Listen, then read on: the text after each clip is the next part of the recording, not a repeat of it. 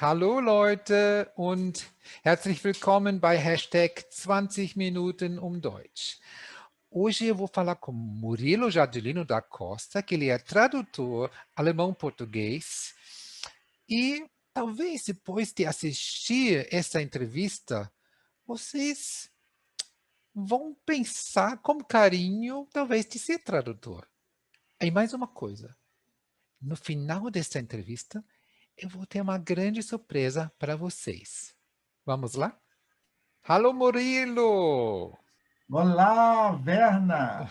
Bom que você está aqui, está com tempo de nós conversarmos sobre a vida de um tradutor alemão. Esse que é o nosso tema hoje, né? E você é tradutor alemão e você sempre quis ser isso? Como começou isso? Eu vou falar então para os nossos interlocutores, né, para quem está nos assistindo. Em primeiro lugar, eu quero agradecer o convite feito pela Wunderwelt para falar desse tema, da minha Sim. carreira, da minha formação e dessa atuação como professor e tradutor, não é, de alemão para português. Uhum. Eu normalmente digo que eu não escolhi a tradução, né? Mas a tradução é que veio atrás de mim. E por que eu digo isso? Porque a minha primeira formação, por incrível que pareça, é engenharia. Eu ainda morava em João Pessoa quando estudei engenharia. E durante esse período, eu comecei a receber uma revista do governo alemão, mas era uma revista impressa em português europeu. Uhum. Não é? Eu acho que chamava Projekt, e depois ela passou a se chamar Deutschland. Mas era uma revista produzida pelo Sim, Ministério das Relações Exteriores da Alemanha, que era sim, me distribuída no mundo lembro. todo, Me lembro dela. lembra? Me E lembro eu dela. recebia eu comecei a receber, como estudante da Universidade Federal da Paraíba, eu comecei a receber essa revista e fiquei muito encantado com aquilo que se mostrava na revista. Uhum. Até porque, naquela ocasião, né, isso já tem há muitos anos, só se falava mesmo em aprender inglês, no máximo você pensava em aprender francês em João Pessoa. Nós não tínhamos muitas alternativas de línguas estrangeiras. Você poderia procurar um professor particular, mas não havia cursos de alemão. Quando eu concluí o curso de engenharia, que eu vim para São Paulo, eu já tinha em mente fazer uma segunda graduação. Eu tinha percebido, infelizmente, no final do curso, que não seria um bom profissional da área de engenharia. E também era uma época muito difícil para quem estudava engenharia. Não havia emprego em São Paulo. Até hoje, né? Hoje, normalmente, quando se fala da década de 1980, no Brasil, fala-se de uma década perdida. Então, era uma época em que havia muita inflação, né? Muito desemprego, e eu realmente vim para São Paulo já com o objetivo de fazer uma segunda graduação. Não havia graduação, e ainda Uhum. hoje nós temos muito poucas oportunidades de estudar tradução no ensino superior na cidade de São Uhum. Paulo. Existem cursos, né, bacharelados em tradução em outras universidades federais e Uhum. públicas, Sim. mas aqui na cidade de São Paulo eu fui fazer o bacharelado em letras na USP. Passei no processo seletivo e optei por estudar alemão e português. Então, a minha formação é na área de letras, mas não na habilitação tradução. Só que para sobreviver em São Paulo, eu comecei a ministrar aulas de inglês, porque eu havia morado nos Estados Unidos e trabalhei muito tempo, né, ministrando aulas particulares e em empresas. Uhum. Em uma dessas empresas, que se situa ou se situava na época no Bom Retiro, eles importavam máquinas TES da Sim. Tailândia. Então, toda a comunicação era feita por tele em inglês. Então, Uhum. além de ministrar aula de inglês para o dono da empresa, eu chegava mais cedo e foram as primeiras vezes em que eu atuei como tradutor. Então, eu traduzia toda a comunicação que chegava da Tailândia em Uhum. inglês, eles respondiam e eu vertia para o inglês e eles Sim. enviavam as respostas. Fiz muito isso, mas não era a minha ocupação principal. Eu havia sido contratado para ensinar gerentes e o dono da empresa a falar inglês. E, posteriormente, eu me graduei, em português e alemão, ganhei uma bolsa, fui morar na Alemanha, fiquei 1 ano e meio Olha. na cidade de Berlim. Antes eu passei por Schwäbisch Hall, fiquei 2 Aham, meses em Schwäbisch Hall, foi meu primeiro convívio, né, com a cultura alemã, foi nessa cidade, ali nas proximidades de Stuttgart, e posteriormente fui para Berlim, fiquei aham. mais de 14 meses, né? Você Então aprendeu, voltei porque você eu tinha aprendeu uma Schwäbisch, então. aprendi um pouco, mas já esqueci. Era muito Olha. difícil compreender. Mas é uma unidade, né, do Instituto Goethe, e então eu convivia com muitos estrangeiros que estavam aprendendo Hum, alemão, e as pessoas, quando percebiam que você era falante, né, uhum. estrangeiro da língua alemã, elas mudavam o registro para Hochdeutsch. Foi muito bom esse período lá. E em Berlim foi melhor ainda, porque é uma cidade grande, então você tem muitas oportunidades para falar alemão, para aprender alemão, para circular e conhecer, né? Então, quando voltei para o Brasil, eu deixei de atuar, né, como professor de inglês e Inglês. passei a atuar como professor de alemão. E na época não fazia tradução. Aí passei um tempo, fiz um concurso, passei um tempo na Universidade Federal da Paraíba como professor de alemão, como língua estrangeira, e na época aproveitei e fiz o meu mestrado em linguística na Universidade Federal de Pernambuco. E eu não sei se você concorda comigo, mas é um período, né, após a queda do muro, a década de 1990, eu senti que as oportunidades, né, para trabalhar com alemão, elas diminuíram um pouco. Eu percebi que, e depois li um pouco a respeito, que a Alemanha tinha direcionado muitos investimentos para o leste europeu, e eu Começou. disse, eu preciso aqui buscar uma alternativa. Então, fui fazer o meu mestrado em linguística e migrei totalmente para o ensino superior, né, em língua portuguesa. Então, deixei de ministrar aulas de alemão e passei a ministrar aulas de teorias linguísticas e língua portuguesa. Resolvi voltar para a cidade de São Paulo. Como eu disse, passei a trabalhar e trabalho até hoje em cursos de letras. No início, na licenciatura, posteriormente, a coordenadora de um curso de bacharelado em tradução me Uhum. convidou para ministrar a disciplina Teorias Linguísticas para estudantes de tradução. E foi a partir daí que eu comecei a ter muito contato com tradutores. E em 2008, 2009, eu fui convidado para fazer a minha, vamos dizer assim, eu já havia, como eu disse, trabalhado como tradutor naquela empresa. Durante esse período todo, sempre aparecia alguma coisa para verter ou para traduzir, mas oficialmente contratado por uma editora, o meu primeiro trabalho foi esse ensaio de um filósofo Uhum.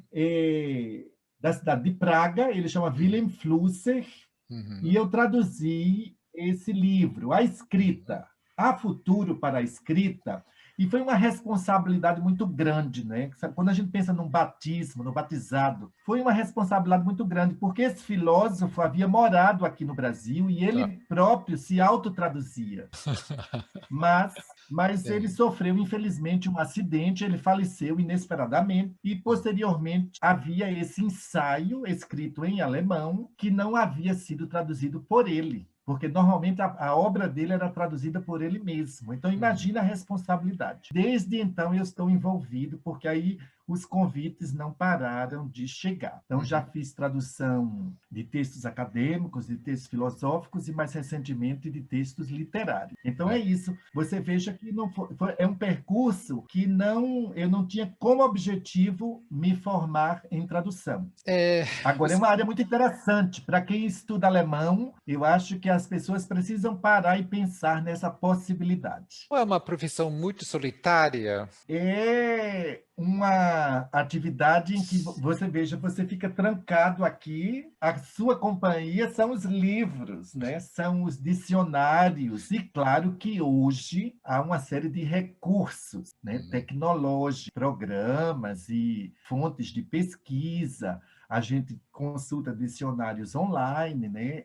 Banco de dados. Hoje eu diria que é mais fácil traduzir. Mais fácil nesse sentido, você tem muito material de pesquisa e não depende única e exclusivamente aqui da sua biblioteca. É uma atividade muito solitária, né? E eu combato isso, e eu acho que eu vou ter a oportunidade de falar aqui, porque muitas vezes eu convido um colega para traduzir comigo, mas claro que ele não trabalha aqui ao meu lado, no meu escritório. São colegas que moram, inclusive, em outras cidades, porque aí você, vamos dizer assim, minora esse problema, né, de ter de resolver tudo sozinho. Uhum. Mas é isso, é uma atividade diferente de você estar em sala de aula, dialogando com os alunos, e aqui você dialoga com o autor do texto, e muitas vezes o Uhum. autor não pode responder, porque ele já faleceu, né? Você também é professor de universidade, você também tem o contato com outras pessoas. Você anda em dois trilhos, né? Exato. Então, Eu nunca deixei de atuar como professor. Eu diria que são duas uhum. atividades que se complementam. Então, Uma ajuda a outra. o que você costuma traduzir no seu dia a dia, na sua rotina? Eu já traduzi diversos tipos de texto, né? Então, Hum. normalmente,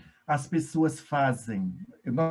Normalmente, quando eu digo as pessoas, os profissionais da área de tradução, eles dividem a profissão ou a atividade em dois grandes grupos. A gente fala de uma tradução literária e de uma tradução não literária. Então, a tradução literária, claro, são poesia, romance, contos, novelas, né? O gênero literário. E o não literário engloba, então, uma série de áreas. Então, a área técnica. Então, tradução médica hoje é muito, né, é bastante demandada aqui no Brasil. O Brasil tem recebido, como a Alemanha sempre recebeu, o Brasil recebeu uma leva grande de imigrantes, refugiados, e muitas dessas pessoas, eles têm direito, têm acesso à saúde, mas eles não sabem falar a língua portuguesa. Uhum. Então, existem, né, muitas pessoas que atuam, né, na tradução e na interpretação, né, entre médico e paciente. Então, você tem a tradução médica, a tradução jurídica, existe aquela profissão tradutor juramentado, que é um professor concursado, e todas essas outras áreas, por exemplo, filosofia, textos acadêmicos, né, da área de ciências humanas. E existem também as agências de tradução. Eu nunca trabalhei numa agência de tradução, então são muitos documentos e muitos textos. Eu sei que uma atividade muito grande. Então, vamos dizer assim, me especializei pela tradução de textos acadêmicos e, mais recentemente, a partir de um convite da editora Zaha, eu ingressei na tradução literária. O que você mais ama? Ou tem algo que você detesta traduzir? Não, eu gosto muito de traduzir. Como eu disse, eu não me especializei em tradução É. literária e me especializei em tradução acadêmica, mas foram trabalhos que me foram oferecidos e eu vejo se eu posso traduzir, se eu não posso traduzir. Então, não é que eu deteste, mas eu já recusei traduções porque eu não me senti muito seguro para enfrentar aquele texto. Eu vou dar um exemplo a você. Um estudante de doutorado uma vez chegou com um capítulo de um livro do Hegel, um filósofo alemão. E não era uma tradução para ser publicada, mas isso também acontece muito. As pessoas que estão nos assistindo aqui, elas precisam, né, também saber que não são só as editoras, mas são empresas, são pessoas particulares que às vezes precisam de uma tradução. Esse estudante, ele precisava ler aquele capítulo de um dos livros do Hegel. Eu li o texto várias vezes. E eu disse, eu não posso traduzir isso, né?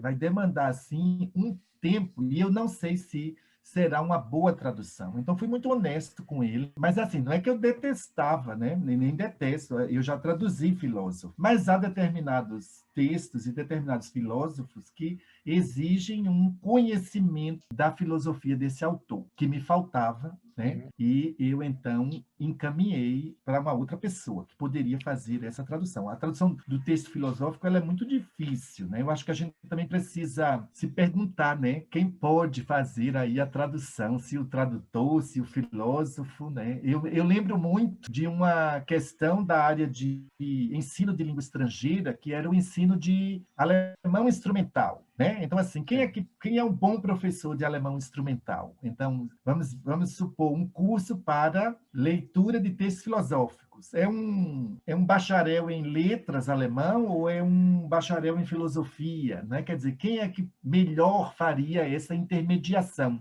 E eu acho que é sempre necessário ambos os conhecimentos, né? Para você traduzir bem, você precisa ter um conhecimento do plano conceitual do texto, ou seja, no caso de filosofia, e você tem também de ter um bom conhecimento do plano linguístico. Então, seja um filósofo com bons conhecimentos de alemão ou um bacharel em letras alemão com conhecimento de filosofia, eu acho que ambos podem fazer essa tradução. Agora, sem sombra de dúvida, apesar de todos os desafios, o texto literário é muito agradável de traduzir, né? Porque é fascinante a literatura. Eu tive uma experiência também muito interessante com esse livro, Discipulado, de um teólogo alemão. Ele chama Dietrich Bonhoeffer. Ele é muito lido, não é? Ele organizou uma igreja de resistência na Alemanha e por isso, inclusive, ele foi assassinado em 1945. E esse livro dele é um clássico, é muito estudado nas faculdades de teologia, já foi traduzido pelos luteranos da Unicinos, e essa editora me contactou solicitando uma retradução. Então, você veja, retradução também é um conceito da área de... Só que eles queriam uma linguagem muito simples, porque não era um livro para ser lido pelos teólogos ou pelos estudantes de filosofia e teologia. Era um livro, eles queriam publicar esse livro e publicaram para o discípulo, para as pessoas que frequentam as igrejas, né, de acordo com a linha, né, da luterana. Então, assim, foi uma dificuldade incrível. Eu pensei também em desistir, porque imagine você traduzir um texto que é bastante filosófico, tratado de teologia, para uma linguagem simples. E eu mandava para a editora, e a editora dizia assim, está muito complicado ainda, precisa ser mais simples ainda, né? Então, assim, foi um grande desafio. Eu pensei em desistir até, sabe? Mas eu hoje já recebi uma série de mensagens de leitores dizendo que só agora estão compreendendo esse teólogo alemão. Então, é muito prazeroso a tradução. Então, para se tornar um bom tradutor, né, qual formação que você acha importante? Essa também é uma pergunta complicada, né? Mas eu vou aproveitar o gancho do que eu falei agora há pouco, né? Sim. Quem é que pode traduzir melhor, não é? Um texto filosófico. É um filósofo ou um especialista em tradução em alemão? Por isso minha pergunta. Então, a atividade, né, a profissão de tradução, como jornalismo no Brasil, não são atividades regulamentadas. Qualquer pessoa pode fazer. Então, nada impede juridicamente a pessoa de fazer uma tradução. Mas, normalmente, as empresas, as agências, as editoras, elas exigem uma formação, não é? Então, seja uma formação de nível superior, na área de ciências humanas, de ciências da saúde, ou um bacharel em tradução. Tá? Então, eu acho que para fazer bem, são poucos os cursos, como eu disse, mas você pode fazer uma pós-graduação ou cursos de extensão, existem cursos também de formação de professores, cursos técnicos e avulsos, e principalmente uma prática de tradução, né? Então, eu diria assim, que você tem de ter bons conhecimentos, um repertório cultural grande, você precisa conhecer o plano conceitual do texto que você vai traduzir, seja da área de ciências da saúde, ciências jurídicas, teologia, literatura, você precisa ser um excelente leitor, de preferência, uma formação de nível superior em tradução. Eu acredito que, mesmo tanto quanto jornalista, né? Você pode ser um bom jornalista com formação em economia, você vai trabalhar na editoria de economia, mas o profissional que tem uma boa formação nessa área específica, ele exerce a profissão, eu acho, muitas vezes de maneira melhor. Então, eu acho que fazer uma graduação em letras, né, estudar muito língua estrangeira e desenvolver competências. Aí aqui eu faço um paralelo com quem estuda língua estrangeira, não é? Então, como é que você pode ser um bom professor de língua estrangeira ou como você pode desenvolver suas competências, né?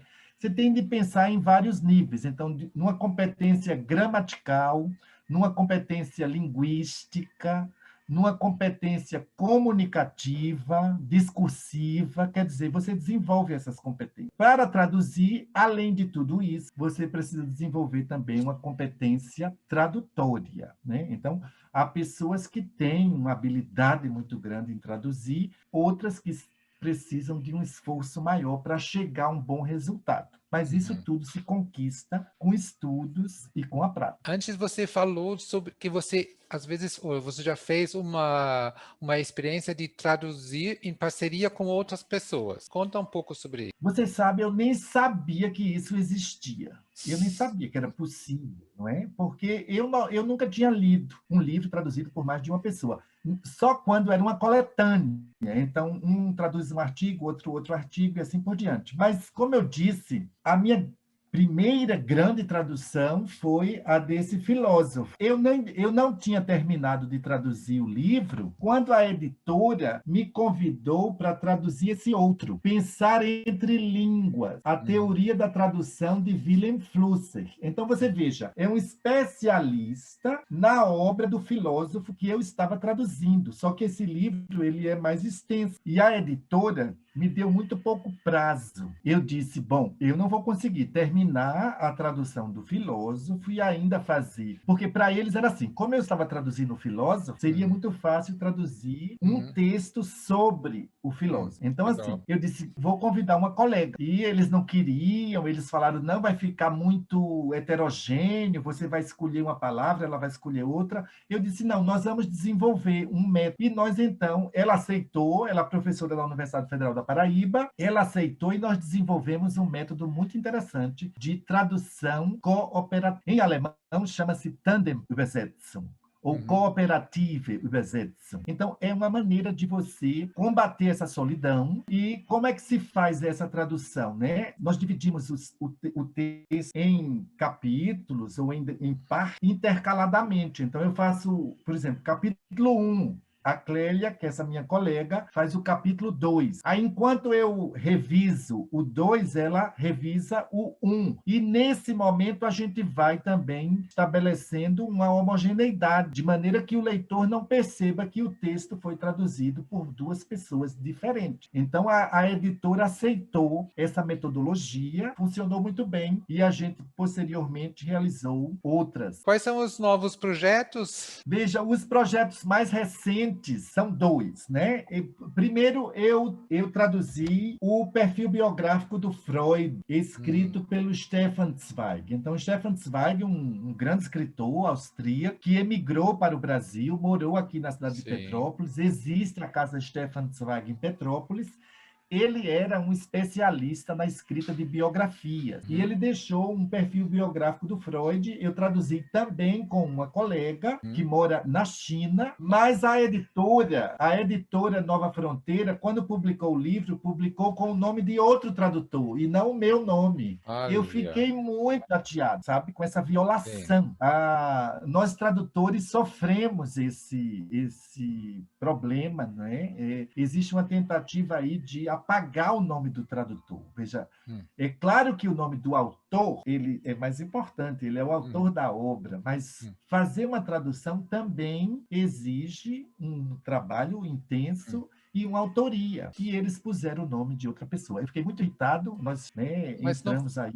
Mas não foi um erro administrativo? Foi um erro gravíssimo, Sim. mas o editor não poderia ter deixado passar esse erro. Quando você tem responsabilidade no seu trabalho, o editor encaminha. Isso aconteceu com todas as tradutoras com quem eu trabalhei. Eles enviam para você o que eles chamam de boneco. É um PDF com o texto que vai para a gráfica. E você como tradutor, tem o direito de fazer as últimas alterações, caso você ache necessário. Eles não me mandaram, houve uma revisão de tradução sem que eu soubesse, então eu nem sei que alterações eles fizeram no texto que eu fiz com minha amiga. Isso foi um caso muito grave, eu fiquei muito triste com isso. Agora, por outro lado, eu tenho esta maravilha aqui, né? Então, você veja, é um autor pouco conhecido no Brasil, ele chama-se Franz Werfel, e traduzi com a minha amiga Clélia Barqueta essa novela, chama A Morte do Pequeno Burguês. E o que é interessante nesse livro, ele pertence a uma coleção da editora Léxicos, é que ele tem uma finalidade didática. Então, é uma edição bilíngue, e aqui ao lado nós temos várias notas. Então, o leitor, ele vai compreender o processo de tradução, porque Isso é essas muito notas legal. têm como objetivo explicar características da língua alemã, características da língua portuguesa, notas culturais e, principalmente, notas de tradução. A gente vai explicando para o leitor como e por que a gente fez determinadas escolhas. Então, é um livro que tem uma finalidade didática. Ele é recomendado para quem estuda tradução, para quem quer começar a fazer tradução, e também para os estudantes, para os alunos de alemão, com o nível, eu diria, B1, no mínimo, não é? Então, porque como é uma edição bilíngue, é muito importante que os alunos, inclusive os alunos da escola, comecem a pensar, né, nessa possibilidade de fazer pequenas traduções, traduções de pequenos trechos, porque a gente aprende muito sobre a língua alemã quando a gente se coloca esse desafio, ter em português aquilo que foi dito nessa outra língua. Então, eu acho que é uma coleção muito interessante, há outros volumes, mas é o primeiro volume em alemão. E agora, daqui a um mês, vai ser lançada mais uma tradução que eu fiz, agora com um professor da Universidade Federal Fluminense, ele chama Ebal Bolas. Com E Eva. nós Legal. traduzimos Ebal. Nós traduzimos um romance de uma autora muito conceituada, né? Ela é mais conhecida no Brasil como poeta, mas ela escreveu peças de teatro e romance. Chama-se Else Lasker Schüler. E a gente traduziu o romance dela que se chama Meu Coração. Vai ser lançado agora em setembro. Eu estou muito feliz com esse novo projeto. Para o ano que vem, eu estou pensando em traduzir uma autora pouquíssimo conhecida e nunca traduzida no Brasil. Ela chama-se Annemarie Schwarzenbach. Então, eu achei muito interessante quando eu li. Esse Leiam. livro da Morte do Pequeno Burguês, ele é, por exemplo, ele é só em papel ou também existe em formato digital? Ele existe no formato impresso Tá? e em e-book. E-book também. Inclusive, é muito barato, né? E a versão eletrônica, o e-book, custa R$ 12. É uma boa obra para um aluno de alemão ou alguém interessado em tradução possa adquirir, né, para estudar, né? Murilo, nosso tempo acabou. Exatamente, Amei falar com você. Eu vi que como você consegue inspirar pessoas a ser tradutor. Muito obrigado e Muito, até uma outra muito vez, hein? obrigado pelo convite. Até a próxima. Até a próxima. Tchau, tchau. E aí, vocês gostaram dessa entrevista? Então vamos lá para a surpresa. O Murilo deixou para a gente 4 exemplares do livro que ele traduziu. Vocês lembram o livro que ele traduziu cooperativamente? As 4 primeiras pessoas que responderam corretamente o nome deste livro em alemão vão ganhar um exemplar. E a gente vai entrar em contato com vocês para retirar o livro na escola. E lembrem-se, se você gostou desse vídeo, dê um like e compartilhe com seus amigos. Na Wunderwelt A, alemão é para todos.